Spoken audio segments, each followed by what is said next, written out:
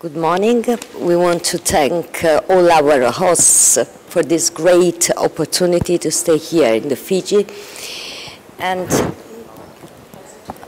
okay, I want to thank all our hosts for having given us this great opportunity to stay here with you at the Fiji, and all our friends. First of all, we want to introduce ourselves. I'm Paola Aiello. I'm an associate professor from the University of Salerno, that is in the south of Italy. And I was before becoming a professor at university, I was a learning support teacher for some years. And I believed that it was very important for us to build a strong relationship between the professor at university, that is a strong relationship between the theory and the practices. That's why I decided then to change my job, working always with the teachers at the school, try to assuming another point of view.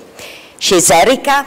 Hello, I'm Erika. I'm originally from Malta, which is very, very close to Salerno, to Italy, sorry. I've been in Italy now for the past 12 years, and I work at university with Paola. I've been there for the past 5 years. Before, I was a teacher too. I used to teach home economics, and then I moved to Italy, and I started working in teacher education because I believe that it is very important for us who have experienced school to help other teachers, new teachers, to understand how important our role is in the community. And I would like also to thank our hosts here for inviting us, and we actually chose this photo. This was an experience we had together in Austria. It was also a wonderful experience because every time we visit other countries, we have so much to learn from the people and from our colleagues, and we think that this has been one of the best opportunities ever because we've really learned so much, and it actually shows us how much more we still have to learn. So I'm very, very happy to be in Fiji and to have been donated this opportunity to learn about Fijian culture and the love and the beautiful atmosphere that there is in this country. So I just want to say a few words about Italy. We can go to the next slide.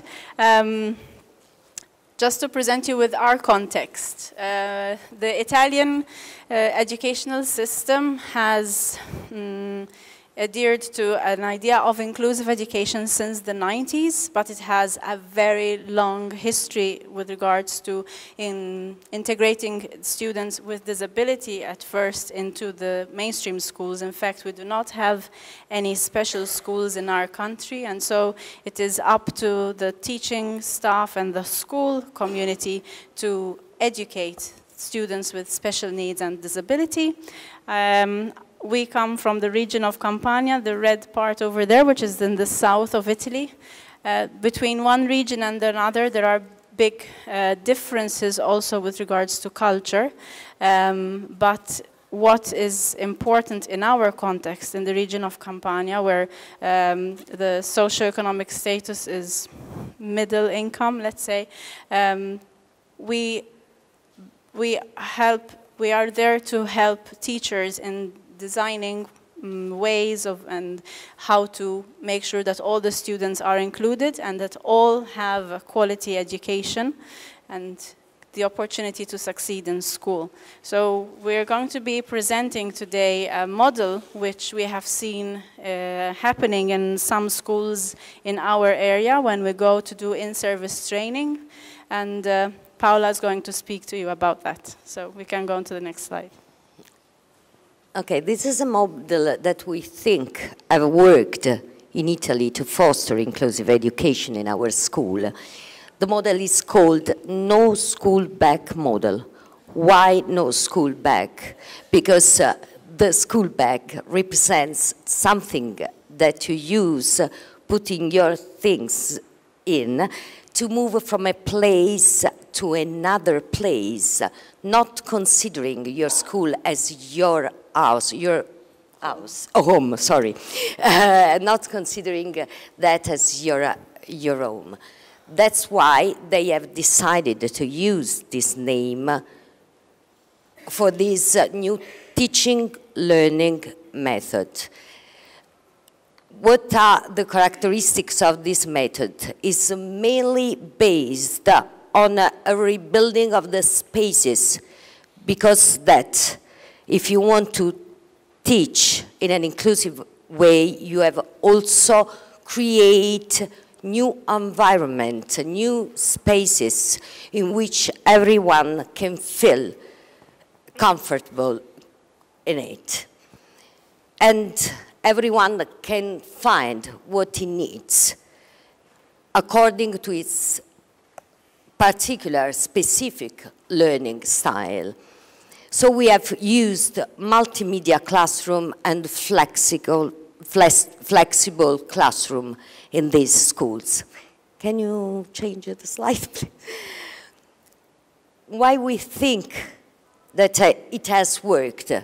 Because it has developed a greater awareness of students' differences and their individual potential. They don't want to, the teachers working in this school, they don't want to reduce the gap between the diversity and normality, because we think that there is no normality, there are differences that has to be announced. A shared understanding of inclusive education among all stakeholders, particularly a shared understanding of inclusive education with families, because one of the main principles of this model is to work with the families, to cooperate with families. A collaboration among mainstream teachers and learning support teachers, because in Italy we have into the same school mainstream teachers and learning support teachers, but they have to cooperate because they have the same goal to reach. That is the inclusion of all our students. The role of the teacher as a facilitator to learning, because when we rebuild spaces, we naturally change also the role of the teacher, that has to be a facilitator, giving up to a way of teaching that is linear, transmissive, and try to use participation, and trying to give a free choice to his pupils to find the best way to learn.